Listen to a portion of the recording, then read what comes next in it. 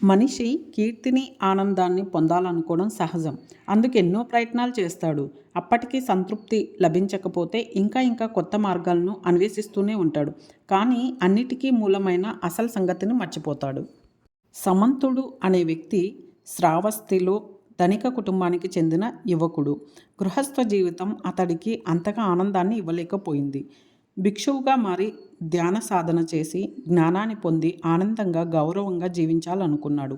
అనుకున్నదే వెంటనే ఒక భిక్షువు దగ్గరికి వెళ్ళి మనసులోని మాట చెప్పాడు. ఏదో ఒక ఇబ్బంది తలెత్తినప్పుడు భిక్షువుగా మారాలని వచ్చి కొంతకాలం తర్వాత గృహస్థుగా జీవించడానికి వెళ్ళిపోయిన వారిని ఎందరినో చూశాడు ఆ భిక్షువు.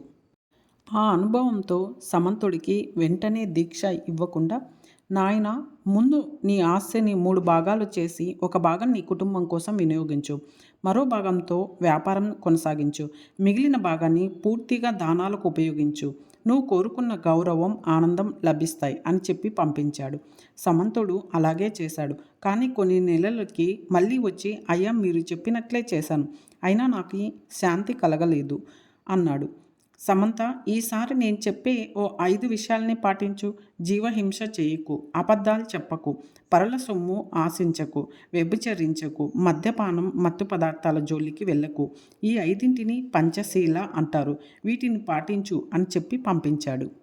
సమంతుడు మళ్ళీ కొన్ని రోజుల తర్వాత వచ్చాడు. అయ్యా, మీరు చెప్పినట్లే చేశాను, అయినా నాకు శాంతి కలగలేదు అని చెప్పాడు. ఈసారి భిక్షువు బుద్ధం శరణం గచ్చామి, ధమ్మం శరణం గచ్చామి, సంఘం శరణం గచ్చామి అనే త్రిరత్నాల్ని శరణు వేయడమని చెప్పి పంపాడు. అవి కూడా సమంతుడికి శాంతిని ఇవ్వలేకపోయాయి.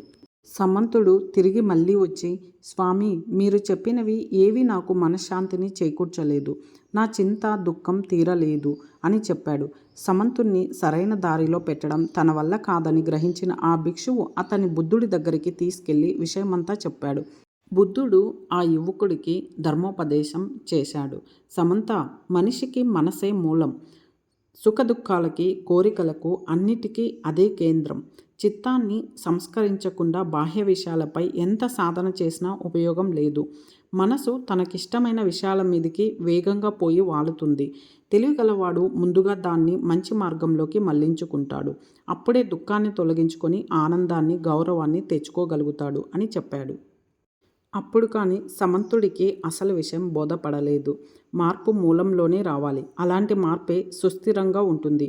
అదుపు చేయాల్సింది కోరికలను కాదు, కోరికల మూలమైన చిత్తాన్ని అని తెలుసుకొని ఆ దిశగా ప్రయాణం కొనసాగించాడు. ఓకే, ఇప్పుడు మనం మనసు అంటే ఏంటో తెలుసుకుందాం. మనసు అనేది మన ఆలోచనలు, భావాలు, కోరికలు, భయాలు, విశ్వాసాలు ఇవన్నీ కలిపిన ఒక శక్తి. మనసే మనలోని అంతరంగం. అది ఎలా ఆలోచిస్తే మన జీవితం కూడా అలా మారుతుంది. అసలు అన్నిటికీ మన మనసు ఎలా మూలమవుతుంది తెలుసుకుందాం. మనం ఎలా ఆలోచిస్తామో అలాగే మన జీవిత అనుభవాలు రూపం దాలుస్తాయి.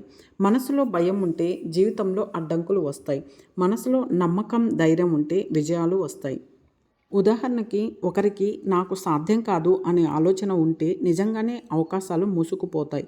కానీ నాకు ఇది సాధ్యమే అనే విశ్వాసం ఉంటే మార్గాలు అవే కనపడతాయి.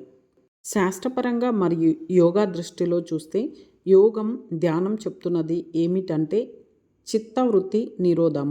అంటే మనసు స్థిరంగా ఉంచడం నేర్చుకుంటే మనం మన నిజమైన స్వరూపాన్ని అనుభవించగలం. అప్పుడు మనసు బాహ్య ప్రపంచాన్ని నియంత్రించడం ఆపి ఆత్మశాంతిలోకి వెళ్తుంది. మన జీవితంలోకి ఎలా అన్వయించుకోవచ్చు అంటే, మంచి ఆలోచనలు, మంచి చర్యలు, మంచి ఫలితాలు వస్తాయి. చెడు ఆలోచనలు, చెడు చర్యలు, చెడు ఫలితాలు. అందుకే మన జీవితాన్ని మార్చుకోవాలి అంటే ముందు మన మనసుని మార్చుకోవాలి.